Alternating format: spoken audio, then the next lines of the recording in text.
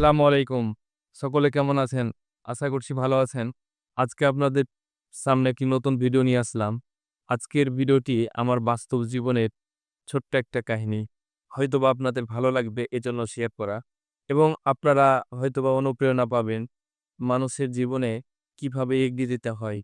যদি আপনার জীবনে চেষ্টা থাকে তাহলে পৃথিবীর কোনো শক্তি পারে না আপনাকে আটকে রাখতে। আপনাকে শুধু আপনি হারাতে পারে। আপনাকে পিছনে ফেলার জন্য আপনি নিজেই দায়ী।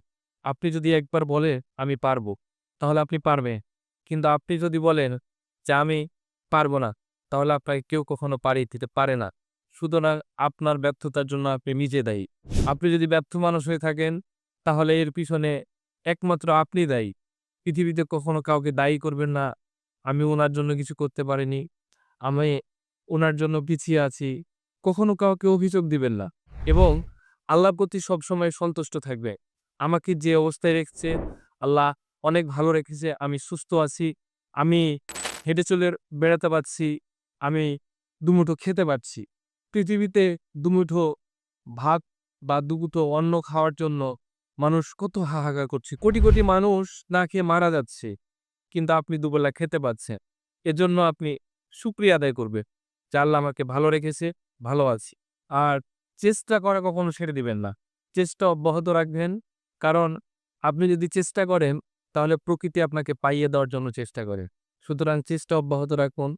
আমি যখন কর্মজীবন শুরু করি, আমার ছাত্র জীবন শেষ করার পর কর্মজীবনে যখন প্রবেশ করি, তখন আমি কম্পিউটার মাউসটা ধরতে পারতাম না।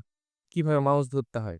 কিন্তু আমার মধ্যে চেষ্টা ছিল যে, না আমি পারবো। এজন্য কোনো কোর্স না করে, কোনো অনলাইনের কোর্স না করে নিজের চেষ্টায়, নিজের কোনো কম্পিউটার এখন পর্যন্ত নেই। মোবাইল ব্যবহার করি। কিন্তু নিজস্ব চেষ্টায়, নিজস্ব আত্মবিশ্বাসে এবং মানুষের সাপোর্টে, মানুষের ভালোবাসায় আমি আজকে কম্পিউটারটাকে ভালোমতো চালাতে পারি। এটা আমার জন্য গর্ব। আমি বর্তমানে কর্পোরেটে জব করতেছি। আলহামদুলিল্লাহ অনেক ভালো আছি। পাশাপাশি উন্নয়নমূলকভাবে মানুষকে কিভাবে এগিয়ে নেওয়া যায়, তার জন্য আমি ভিডিও অব্যাহত রাখবো, লেখালেখি অব্যাহত রাখবো। আপনারা আমাকে ফলো দিবেন, পাশে থাকবেন। আপনাদের উৎসাহ, ভালোবাসা পেলে আমি ইনশাআল্লাহ এগিয়ে যেতে পারবো। এ প্রত্যাশা রেখেই সকলকে আবারও সালাম। আসসালামু আলাইকুম।